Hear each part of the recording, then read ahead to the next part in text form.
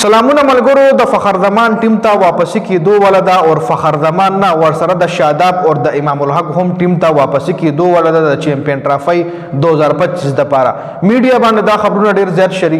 کیږي چې فخر زمان شاداب خان اور امام الحق په د چیمپئن ټرافي په سکواډ کې د پاکستان د طرفي ضرور شاملېږي نو فخر زمان خو حق لري ډیزروینګ پلیئر د چیمپئن ټرافي کې شامل شي خو شاداب خان هم د ټیم نډیر مدوش ولري دی اور امام الحق هم د ټیم نډیر مدوش بهر شوی دي د خپل خراب پرفارمنس په وجه دی بهر شوی دي چونکه شاداب چې کومو چې د کله ښه پرفارم کړو د ټیم هوسو د بابر اعظم په کپتانۍ کې د نه ډراپ کېدو خو چې بابر اعظم کپتانۍ نه لري شو نو د خراب پرفارمنس په وجه د کپتانۍ نه سوري د ټیم نه ډراپ شوی دی نو فخر زمان او شاداب خان خو پرفارمنس داسې نشته دي خو ګورو به چې راتلونکي ټایم کې د چیمپئن ټرافي په سکواډ کې شاملېږي که نه خو فخر زمان ډیزروینګ پلیئر دی چې د چیمپئن ټرافي په سکواډ کې فخر زمان نوم ضرور راشي خو میډیا درې واړو خبرونه شریکوي دي حواله سره تاسو سره لري کمنټ ضرور وکړئ